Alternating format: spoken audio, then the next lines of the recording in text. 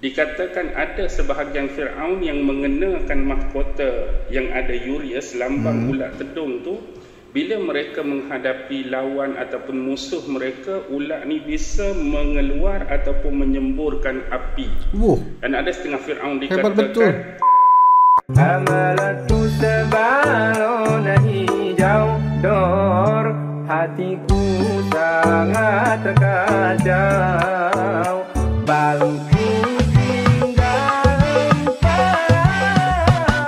ku pegang erat-erat.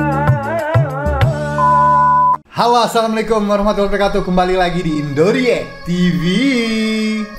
Di hari Jumat ini kita akan lanjutkan lagi guys, melihat ceramah-ceramah ustadz dari Malaysia yang bagus-bagus, yang best-best ya. Nah, kali ini kita kembali lagi akan melihat ceramah Ustadz Auni Muhammad. Nah, video ini sumbernya dari channelnya Ustadz Auni Muhammad, yaitu adalah Ustadz Auni Returns ya. Dan pembahasan kali ini yang disampaikan oleh Ustadz Auni ini membahas tentang Fir'aun guys. Kalau kita ngomongin soal Fir'aun itu pasti teringat dengan Nabi Musa, dengan piramid ya, dengan Laut Merah gitu kan ya, dengan kekejamannya waktu zaman dia berkuasa gitu kan ya. Tapi nggak hanya itu sebenarnya ya, kita kadang-kadang nggak tahu apa sebenarnya arti Fir'aun, sejarahnya seperti apa, awal pertama kalinya bisa ada nama Fir'aun itu seperti apa, dan apakah Fir'aun itu semuanya jahat atau ada yang baik gitu kan ya. Nah, itu kan banyak yang belum tahu juga ya. Sekalian kita menambah ilmu, menambah wawasan dengan mendengarkan penjelasan tentang Fir'aun dari Ustadz Auni Muhammad ya guys ya.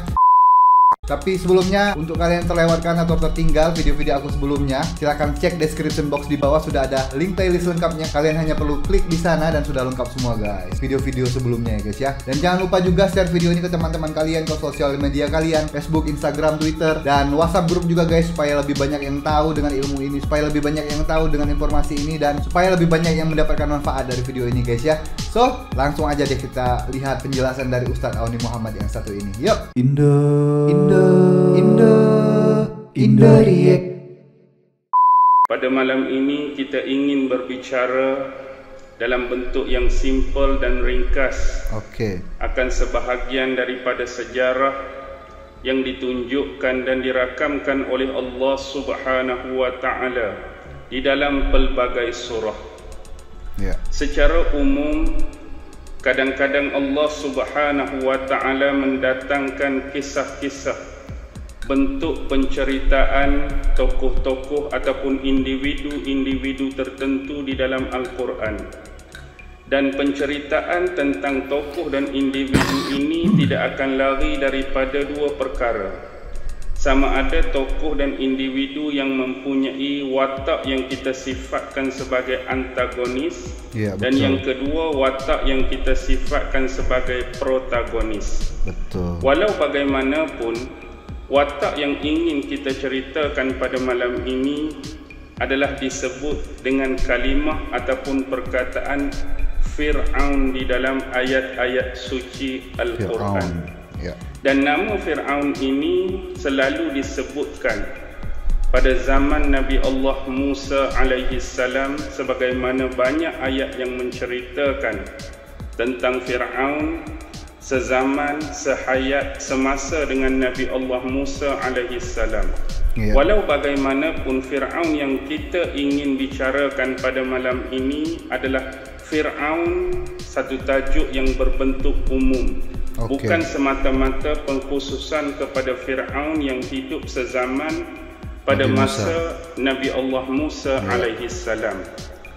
Di dalam pengajian agama Islam sebagai contoh, bila kita sebut perkataan ataupun kalimah Fir'aun itu sendiri, dalam bahasa Arab, nama seperti ini disebut sebagai isim alam.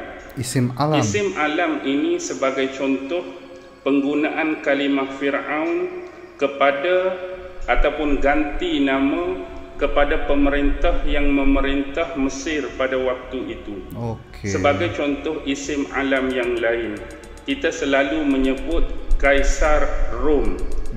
Kaisar Rom itu adalah merupakan isim alam ganti nama kepada pemerintah yang memerintah kerajaan Rom. Nama sebenarnya adalah nama yang lain. Manakala contoh lain ialah Kisra Parsi, juga adalah isim alam. An-Najashi bagi pemerintah Habsyah. Contoh paling dekat ialah negara kita ambil yang di Pertuan Agong adalah merupakan isim alam bagi penguasa dan pemerintah di negara kita Malaysia. Oh, jadi Firaun itu ungkapan ya, istilah isim alam atau penguasa pada masa itu ya, penguasa negara itu ya. Kalau sekarang presiden mungkin ya, gelarannya ya. Sedangkan yang di Pertuan Agong itu mempunyai tokoh-tokoh ataupun individu yang mempunyai nama yang sebenar dan gelaran-gelaran yang berbeza-beza. Kembali secara umum tentang Firaun. Firaun ialah merujuk kepada pemerintah ataupun penguasa Mesir. Pada zaman purba yang kita kenali zaman dahulu kala, yang boleh kita takrifkan sebagai pemerintahan yang berlangsung pada sebelum Masihi. Firaun ini kebiasaannya dia menjadi penguasa di negara yang disebut di dalam Al-Quran sendiri sebut di negara Mesir. Dan memang Mesir adalah sebuah peradaban yang cukup hebat pada masa lampau, pada masa purba. Jika seseorang itu dilantik ataupun ditabal, diangkat, dinobatkan sebagai Firaun, secara automatik Firaun ini dia akan dia menjadi 3 tonggak utama. Antara tonggak yang pertama ialah bila seseorang itu dianggap bergelar sebagai Firaun, automatik dia juga adalah ketua yang berbentuk ritual ataupun ketua keagamaan. Bila dia jadi Firaun, dia adalah ketua agama, dia adalah ketua ritual ataupun berbentuk keagamaan. Yang kedua, bila dia jadi Firaun, dialah yang akan bertindak selaku ketua hakim. Dan yang ketiga, dia akan bertindak selaku ketua komander perang. Jadi sekaligus memberikan makna secara ringkas kepada kita, seseorang Firaun dialah yang akan menjadi ketua kepada agama ataupun bentuk ritual dan kepercayaan masyarakat Mesir pada waktu dan ketika itu. Dan yang kedua, dia akan bertindak sebagai ketua hakim yang akan menyelesaikan ataupun memutuskan sebarang bentuk permasalahan dan hukuman yang bakal dikenakan atas kesilapan-kesilapan dan kesalahan sesuai dengan perundangan yang wujud dan ada pada masa tersebut. Dan yang ketiga ialah bila berlakunya peperangan, maka Firaun akan bertindak sebagai ketua komander atau ketua jeneral perang untuk mengemudi dalam mana-mana peperangan yang berlaku. Itu secara umum, ringkas, mudah dan simple.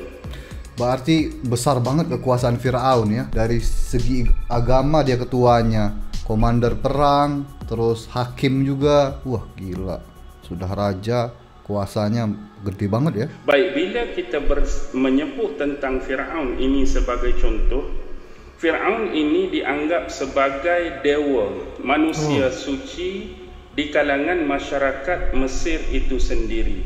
Oleh kerana gelaran dewa yang ditempelkan ataupun dinisbahkan kepada Firaun, maka Firaun ini dianggap sebagai penjelmaan semula. Penjelmaan kepada siapa?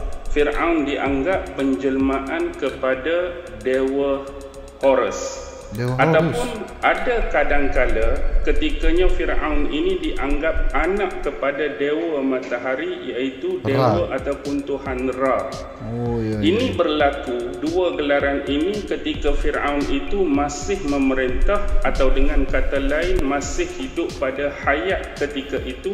Dia digelar sama ada penjelmaan semula kepada dewa Horus ataupun penjelmaan semula kepada anak dewa matahari, iaitu dewa ataupun Tuhan Ra. Tetapi selepas berlakunya kematian, sekiranya seseorang Firaun itu mangkat, meninggalkan dunia ini dan dianggap berpindah ke alam lain, maka dia menjelma semula menjadi dewa kepada bapa Horus, iaitu dewa Osiris. Osiris. Kalau sudah mati jadi Osiris kita dia. sebut sikit tentang kematian ataupun kemangkatan Fir'aun. Okey. Sebagai contoh, dalam ilmu kefir'aunan ini, kefir'aunan. Kefir'aunan. Baik. Dalam ilmu kefir'aunan tak apalah janji tuan-tuan faham. Jadi Fir'aun ini menganggap bahawa roh ini terbahagi kepada 3. Dalam sesetengah manuskrip menyebut demikian. Roh yang pertama dinamakan sebagai apa? Sebagai Kab. Roh yang kedua dinamakan sebagai Ba. Dan roh yang ketiga dinamakan sebagai dan ada setengah manuskrip menyebut sebagai Lah. Jadi kalau kita gabungkan, yang pertama dia akan berbunyi Kaba'ah. Dan kalau yang kedua, dia akan berbunyi Kabalah. Adakah Kabalah ketika 3 bentuk roh yang dipercayai dan diyakini oleh Fir'aun ini ada hubung kait dengan Kabalah yang ada sekarang yang dianggap sebagai ilmu tersembunyi atau ilmu mistik golongan-golongan Yahudi? Ada kesamaan, ada persamaan atau tidak? Kita akan bincangkan dalam edisi yang lain. Walau bagaimanapun ilmu mistik Yahudi Kabalah namanya yang diyakini oleh mereka untuk menyejahterakan ketiga 3 roh tersebut, Kaba'ah ataupun Kabalah tadi, maka cara yang terbaik ialah bila seseorang Fir'aun itu mati, meninggal dunia ataupun mangkat, maka jasad seseorang Fir'aun itu juga harus dijaga dengan sebaik-baiknya. Dengan cara ini, barulah keharmonian ketiga 3 unsur roh yang mereka percayai dan yakini itu dapat berjalan dengan baik dan sempurna. Sebab itulah mengapa mayat ataupun jasad Fir'aun ini diawet kemudian dijadikan sebagai mumia. Dan kalau kita tengok, di antara perkara-perkara ataupun asas-asas alat tools yang digunakan untuk mengawet Fir'aun ni, kalau ikut manuskrip kuno dan manuskrip lama yang kita boleh dapati, selepas dikeluarkan organ-organ dalaman daripada badan seseorang Fir'aun yang baru meninggal ini, yang pertama tu saya agak terkejut jugalah bila kita jumpa dalam manuskrip itu, dia menyebutkan antara yang diisi ialah, kita kata ni habuk-habuk bekas gergaji. Tak tahulah yang digergaji itu ada jenis pokok-pokok atau pohon tertentu, wallahu alam. Yang kedua disebut sebagai resin. Resin. Dan yang ketiga adalah garam. Baik. Garam juga. Mumia ini kalau nak diawet, dia ada upacara-upacara tertentu dan upacara-upacara khusus sebagai contoh. Dan ketua pengawet yang bertindak untuk mengawet mumia ini, sewaktu upacara pengawetan tersebut, mereka akan memakai sejenis topeng. Yang mana topeng ni kayak topeng Fir'aun ni melambangkan dewa Anubis lah. Melambangkan dewa Anubis, dewa topeng serigala itu ya. Alam bawah, dewa kematian dan sebagainya. Itu lebih kurang tentang kematian dan hubung kait upacara pengawetan serta apa yang diyakini tentang roh tadi. Kembali kepada persoalan asas tentang Fir'aun. Baik. Fir'aun ini bila dianggap sebagai dewa, maka setiap rakyat ni payah ataupun sukar untuk mendekati dan bertemu dengannya. Kalaupun diberi keizinan ataupun kebenaran untuk bertemu dengan Fir'aun ini, maka mereka terpaksa merangkap ataupun corak bicara, muamalah atau percakapan tu ada gap-gap tertentu. Maksudnya ada kawalan yang begitu ketat. Tak boleh secara terus, tak boleh secara langsung untuk bertemu dengan Fir'aun. Dan ini mungkin berlaku pada sesetengah Fir'aun dan tidak terikat perkara sedemikian untuk setiap zaman. Kerana bila kita baca kisah dalam Al-Quran, Nabi Musa dengan Fir'aun, Nabi Musa dengan Nabi Harun bercakap secara terus dengan Fir'aun. Mungkin ada kes-kes tertentu yang kita boleh pertimbangkan mengikut Fir'aun dalam setiap zaman masing-masing. Walau bagaimanapun, yang menjadi persoalan bagi kita ialah sebenarnya kita melazimi menggunakan kalimah Fir'aun sejak daripada zaman awal pemerintahan Fir'aun di Mesir sampai ke zaman terakhir. 323 sebelum Masihi. Tetapi dalam sejarah yang sebenarnya, bilakah benar-benar digunakan kalimah Fir'aun ini kepada pemerintah Mesir? Sebab secara umum bila kita sebut pemerintah Mesir, kita selalu dah melazimi penggunaan kalimah Fir'aun. Mari pemerintah dinasti itu pun kita sebut Fir'aun, mari pemerintah dinasti ini pun kita sebut Fir'aun. Tetapi yang sebenarnya bila Raja Mesir ini benar-benar dikenali ataupun disebut dengan penggunaan kalimah ataupun perkataan Fir'aun. Sebagai contoh, ada satu pandangan dan pendapat yang dikemukakan penggunaan kalimah Fir'aun kepada pemerintah Mesir benar-benar digunakan selepas tahun 945 sebelum Masihi. Jadi berikutan daripada kenyataan ini, mana-mana pemerintah Mesir yang memerintah Mesir sebelum tarikh tersebut ialah rakyat ataupun masyarakat akan memanggil Fir'aun ini dengan satu gelaran yang khusus, seperti kalimah Mesir dianggap rumah besar sebagai contoh, ataupun ada perkataan-perkataan dan kalimah khusus yang menjurus atau merujuk kepada Fir'aun, tetapi mereka tidak menggunakan kalimah itu secara terus dan secara nyata, tetapi digantikan dengan kalimah dan perkataan yang lain untuk berurusan ataupun bercakap dengan Fir'aun. Boleh faham kan? Isu ini ringkas, simple dan senang. Dan kalau kita meneliti antara dokumen-dokumen rasmi, Fir'aun ini dikatakan mempunyai 5 gelaran. Dan saya kira ada manuskrip lain yang menyebut lebih daripada 5 gelaran. Yang popular di kalangan masyarakat Mesir pada waktu dulu, Fir'aun digelar sebagai, yang pertama ialah Horus. Yang kedua, 2 wanita. Tak tahu pasal apa Fir'aun digelar 2 wanita. Kalau benar kenyataan ini, siapakah wanita yang dimaksud dan dirujuk dengan penggunaan panggilan 2 wanita? Dan yang ketiga ialah Horus emas. Yang keempat ialah yang memiliki, iaitu merujuk raja yang memiliki 2 kerajaan. 2 kerajaan di sini bermaksud Mesir yang awal dulu, iaitu sebelum Mesir ni bersatu, dia ada disebut Mesir Hilir dan Mesir Hulu. Ataupun tuan punya 2 kerajaan, merujuk Mesir Hilir dan Mesir Hulu. Dulu tu punya 2 kerajaan Mesir. Pandangan lain yang mengatakan Fir'aun ini digelar sebagai tuan mahkota. Tuan mahkota. Sebab itu, kalau kita tengok sejarah sebelum Mesir Hilir dan Mesir ini bercantum menjadi sebuah kerajaan yang besar, dia ada salah satu kita panggil antara benda-benda penting untuk ditabalkan sebagai pemerintah. Macam contoh kita ada cokma dan sebagainya, alat-alat kebesaran diraja, antaranya Persian. Saya tak pasti pronunciation yang betul. Saya bacalah, yang tak erti saya ni saya sebut sebagai Persian. Dia merupakan satu mahkota yang dicipta dan dibina. Maksudnya Persian ni dia merujuk kepada mahkota merah yang mewakili Mesir Hilir dan mahkota mahkota putih yang mewakili Mesir Hulu. Jadi ketika raja ataupun Fir'aun pertama yang memerintah ketika zaman bercantumnya Mesir Hulu dan Mesir, maka pengangkatan untuk dinobatkan sebagai Fir'aun pertama selepas percantuman Mesir Hilir dan Mesir Hulu itu dipakaikan mahkota yang bernama Persian. Dia sama lagi istilah sejarah dengan Urius. Apa maksud Urius? Urius ni merujuk kepada mahkota yang dipakai di atas kepala Fir'aun.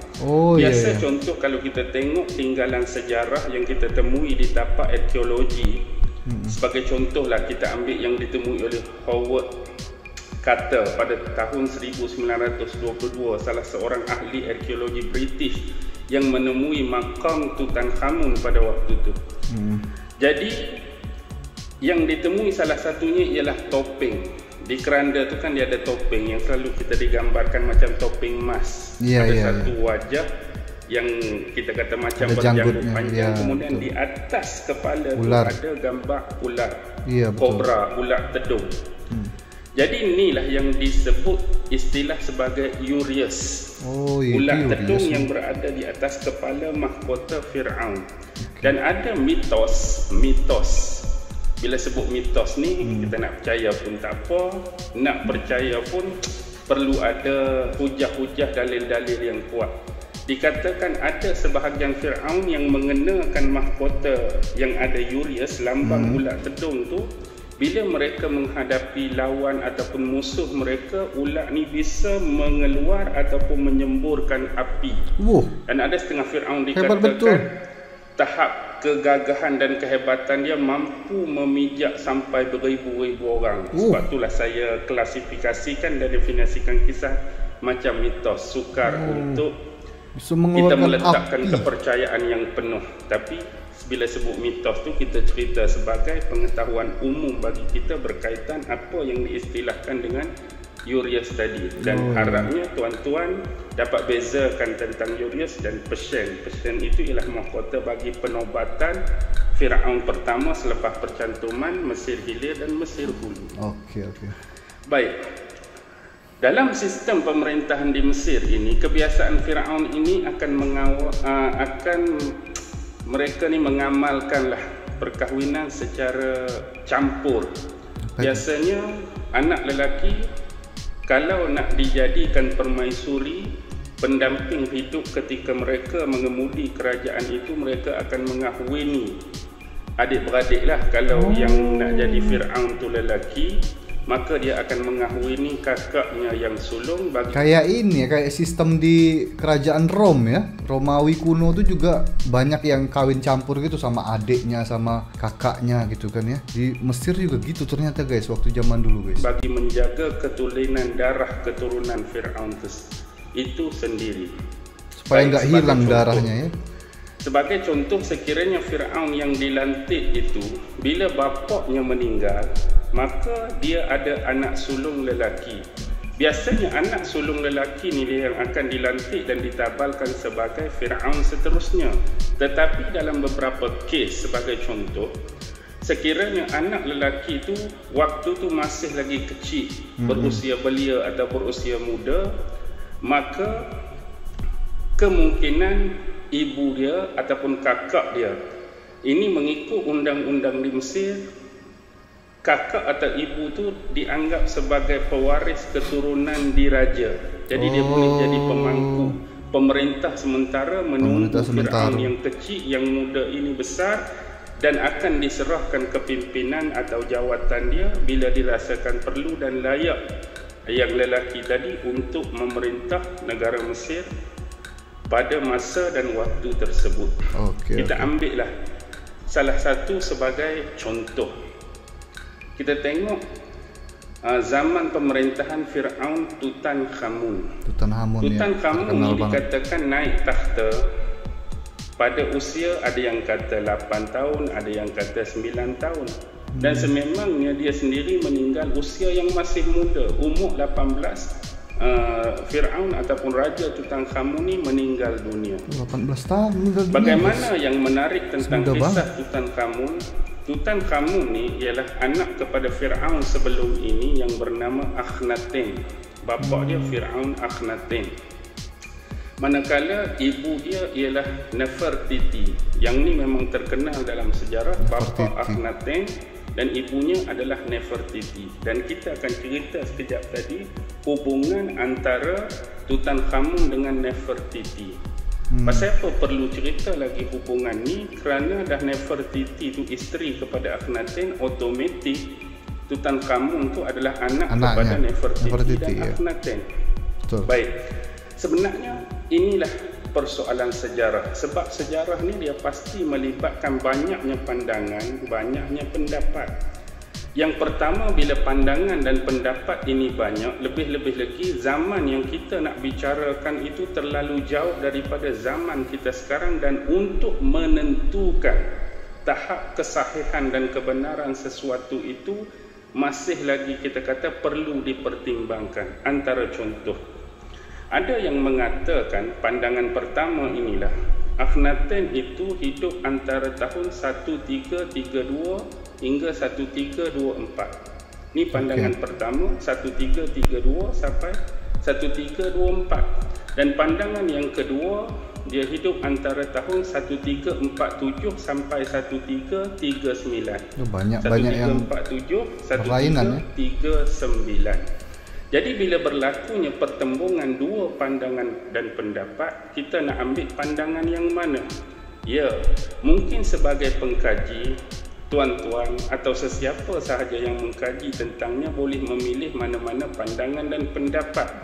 Dan saya kira yang paling adil untuk kita ialah bila kita nak memilih mana-mana pandangan atau pendapat, kita memerlukan kepada hujah-hujah, dalil-dalil yang kuat dan kukuh untuk kita mengambil mana-mana pandangan dan pendapat. Dan saya lebih memilih kepada pandangan yang kedua. Kerana apa? Bila kita melihat kepada dinasti-dinasti yang berada di Mesir itu bermula 3100 sebelum Masehi lebih kurang, sampailah ke zaman Ptolemaic, kita panggil 323 sebelum Masehi itu. Dalam banyak-banyak dinasti 1 sampai 31 itu ada dinasti yang ke-18. Jadi dinasti ke-18 ini, Fir'aun memerintah pada masa itu bermula tahun 1567 sebelum Masehi, dan berakhirnya pemerintahan dinasti ke-18 1339. Jadi bila berakhir 1339, sebab itulah atas hujah dan dalil ini saya lebih memilih Tutankhamun ini hidup dan meninggal antara 1347 sebelum Masehi sampai 1339 berbanding dengan pandangan 1333 hingga 1324. Tetapi dalam sejarah ni, sebab nak buktikan kesayangan sebenar, sebab masa bila terlampau panjang, dia lebih kepada anggaran. Tetapi ingat, bila berpandangan dan berpendapat, walaupun bersalahan pandangan dan pendapat orang lain, contoh, mungkin saudara di luar sana lebih memilih pandangan yang pertama tadi berbanding saya memilih pandangan yang kedua. Jadi kita perlu berlapang dada dan bersedia untuk mendengar hujah-hujah daripada mereka yang memilih pandangan yang lain. Dan di mana lagi kekuatan yang kita boleh ambil bila Howard kata tu, dia jumpa makam Tutankhamun ni, untuk dia kosongkan makam tu ambil hampir 3 tahun. Dan bila diketemui, salah satu lagi ialah labeling. Labeling pada apa? Labeling yang terdapat pada botol ataupun balan wine yang ada di dalam makam itu, anggaran tarikh yang saya setujui tadi antara 1347 hingga 1339. Bila kita tengok botol wine, maksudnya zaman Fir'aun, zaman Mesir dulu dah ada wine, tapi tak tahulah wine depa tu dibuat daripada jenis buah-buahan anggur atau jenis lain, atau dinamakan dengan nama tertentu. Zaman Fir'aun. Itu kita tak perlu ambil pop sangat. Baik.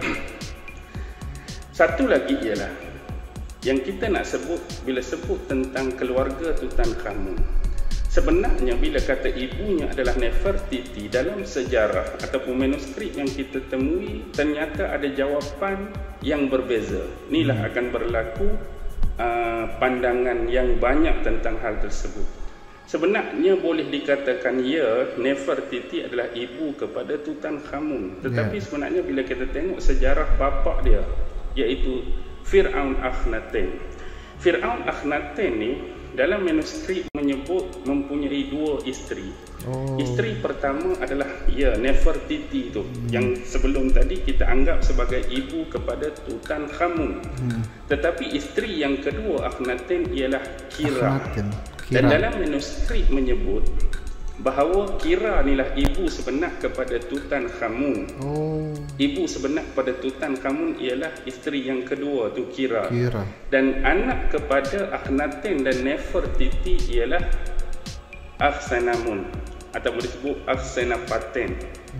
Ada kata Aksenamun, ada kata Aksenapaten. Ini ialah kakak sulung lah kepada Tutankhamun itu sendiri. Jadi kemudian kakak sulung yang kita kata Aksenamun atau Aksenapaten inilah yang menjadi isteri kepada Tutankhamun. Yang inilah yang membezakan pandangan. Walaupun umum kadang-kadang kakaknya sejarah sendiri di Nefertiti itu adalah ibu kepada kawin. Tutankhamun. Cuma bapa mereka Akhenaten ni ya Firaun yang agak berbeza. Maksudnya dia seolah-olah telah mengharamkan penyembahan kepada banyak tuhan sebagaimana pernah berlaku pada zaman pemerintahan Firaun sebelum ini. Jadi dia minta hanya menyembah kepada satu Tuhan. Jadi Tuhan mana? Yaitu Tuhan Aten yang satu. Sebab tu nama Tutankhamun yang sebenar bukan Tutankhamun tapi Tutankhaten. Tutankhaten ini bermaksud imej hidup Aten. Imej hidup Aten tu makna Tutankhaten. Tetapi Tutankhaten nama sebenar ni kemudian dikenali sebagai Tutankhamun. Jadi usaha yang cuba dilakukan oleh bapa dia pada zaman pemerintahan untuk menyembah satu Tuhan yang mana menyebabkan zaman pemerintahan dia bila sebelum ni dah banyak menyembah Tuhan banyak, maksudnya ada rumah peribadatan atau kuil-kuil yang banyak. Maksudnya rumah ibadat dan kuil ni sembah Tuhan ni, rumah ibadat dan kuil ni sembah Tuhan ni. Pada zaman bapa dia Akhenaten tu ditutup, seolah-olah diharamkan untuk menyembah dewa atau Tuhan lain kecuali yang telah disepakati yang satu tu. Jadi bila mari zaman Tutankhamun selepas kematian bapa dia tu, dia buka balik seolah-olah kuil atau rumah ibadat yang diharamkan pada zaman bapa dia sebelum ini. Jadi selepas kematian dan kemangkatan dia, bab mati dia pun banyak teori sebenarnya, walaupun dia meninggal dalam usia 18 tahun. Mudah banget 18 Jadi tahun. ada teori yang mengatakan yang pertama sebab kematian Tutankhamun ni ialah adanya macam kita kata hentaman benda yang kuat dan berdaya keras di belakang kepala ataupun tengkorak dia. Dibunuh berarti dia. Dan hentaman ni pun pula mewujudkan dua teori pula. Yang sebenarnya hentaman di kepala pun masih lagi berligar pada peringkat teori. Kemudian hentaman tadi berligar pada pada dua teori, sama ada benar-benar terjadi disebabkan kemalangan, dia terhantuk ke, dia terjatuh ke, dia tergelincir ke, satu lagi disebabkan ada orang yang melakukan demikian. Maksudnya ada orang cuba melakukan kes pembunuhan ke atas diri beliau. Teori yang kedua kematian beliau dikatakan keretakan ataupun kerosakan pada tulang di bahagian kaki dia sehingga berlakunya jangkitan kuman dan akhirnya menyebabkan kematian atas dasar jangkitan kuman tersebut. Walau bagaimanapun dua-dua ni masih di peringkat teori lagi. Dan sebab itulah pada dinasti ke-18 ni kalau kita tengok di Mesir sebagai contoh, antara tempat-tempat yang banyak tapak-tapak arkeologi yang mengagumkan di dunia ni, kita tengok di bahagian selatan Mesir lah, di Luxor. Contoh kalau zaman Ramses II dulu yang dikatakan zaman Firaun zaman Nabi Musa tu Ramses II. Dari tahun berapa 1270 lebih kurang tu, kalau salah tolong betulkan saya. Jadi di situ dia ada patung-patung ataupun tempat yang disebut sebagai Abu Simbel, banyak binaan-binaan pada Ramses II. Tetapi zaman Firaun yang memerintah dinasti 18 ni, dia ada dipanggil Lembah Raja. Jadi di situ dimakamkan keseluruhan Firaun dinasti ke-18 yang lebih kurang dalam tu ada makam 62 Firaun. Selain itu ialah pegawai-pegawai tinggi yang pernah bekerja dengan Firaun pada dinasti yang ke-18. Dipanggil Lembah Raja di satu daerah di Mesir yang dinamakan sebagai Luxor. Baik, itu adalah serba sedikit tentang kita berbicara secara umum tentang Firaun, sejarah dan kita kaitkan dengan Tutankhamun dan sebagainya. Dan insya-Allah mudah-mudahan mungkin di masa ataupun edisi yang lain kita berbicara tentang kisah-kisah Al-Quran menerusi watak-watak yang lain yang pernah dirakamkan oleh Allah Subhanahu wa taala.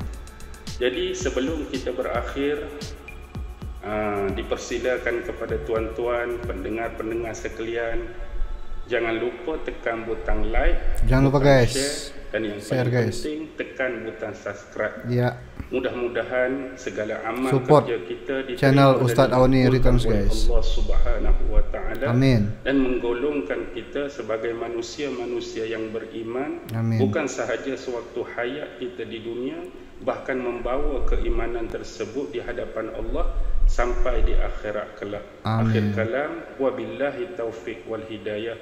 Wassalamualaikum warahmatullahi taala wabarakatuh. Waalaikumsalam warahmatullahi wabarakatuh.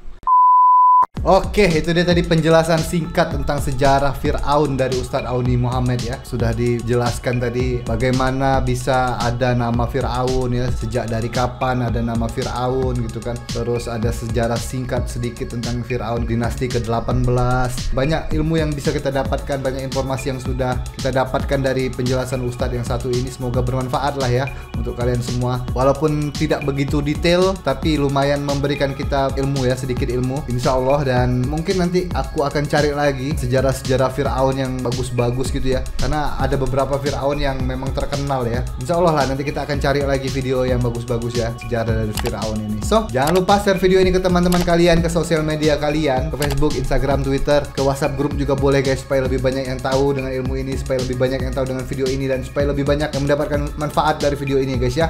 So, itu aja untuk video kali ini, cukup sampai di sini aja. Sampai ketemu lagi di selanjutnya. Terima kasih untuk teman-teman sudah menonton video ini. Terima kasih untuk teman-teman yang sudah subscribe support channel ini. Dan akhir kata, peace, love, and respect from Indonesia. Ciao. Sayonara, sayonara, sampai berjumpa lagi.